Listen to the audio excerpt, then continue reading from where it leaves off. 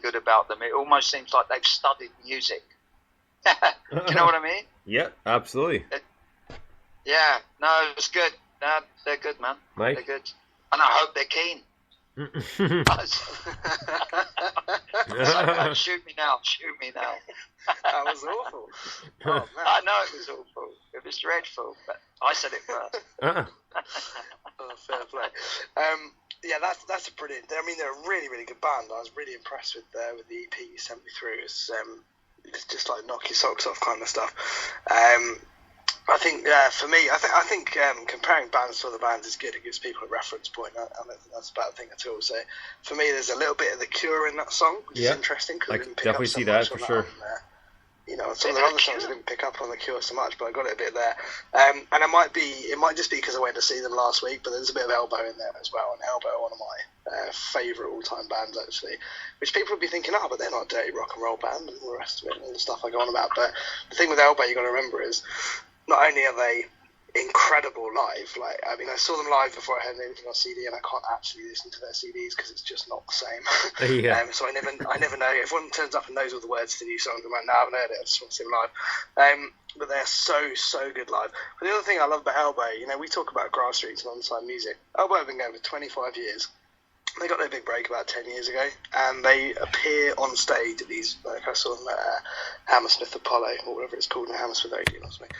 Or maybe it was Odeon and now it's Apollo. Anyway, Hammersmith, which is probably less than 10,000 in cap venue, but it's still a pretty big venue, and they play like Glastonbury and all the rest of it. But they just act like they're playing one of our gigs. They're that kind of band where they're just like, they're there, they're with the crowd, they're having a good time, they're fun.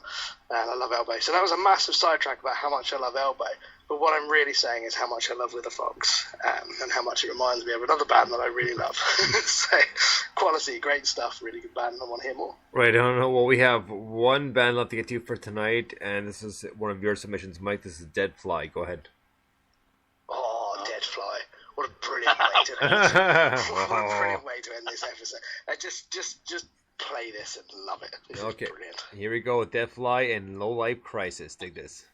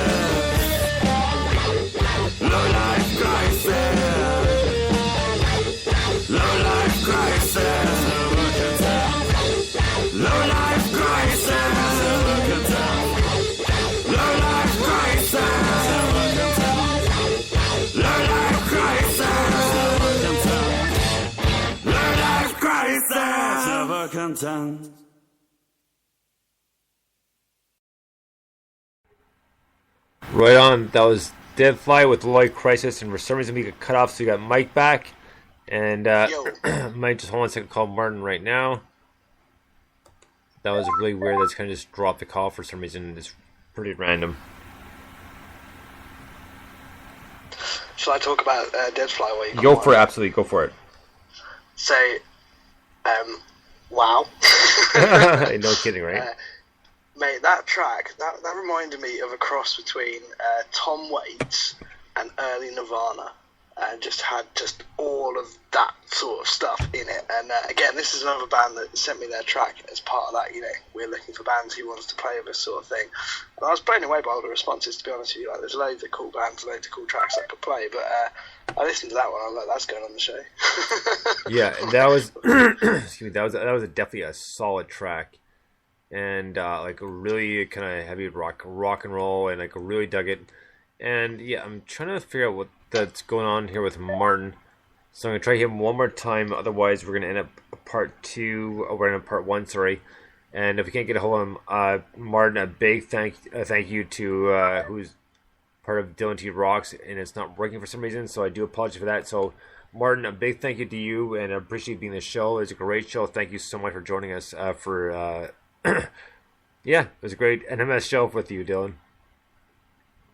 Mike? We loved it. Yeah, man, it's been a great part 1. We're looking forward to part 2. If anyone's listening and they're on Twitter, go and have a look at the photo that Sweet Johnny just posted.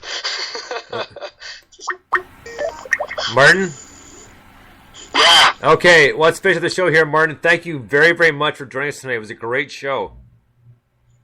Really, really enjoyed it, and thanks for having us on, and Bono as well. Mono's, we're very chuffed. Really, man, I just want to say what you're doing, playing all this unsigned bands and people that are really, keeping the whole thing together and just coming out with new music. You're doing a great thing, and we really appreciate it. And, despite all the bits of banter or, bits of drunkenness and this, that, and the other and everything else, man, really seriously, thank you very much. It's a great job you're doing, man. Well, anytime. Thank you for being on the show. So that's going to do it for part 1 of Music Saturday.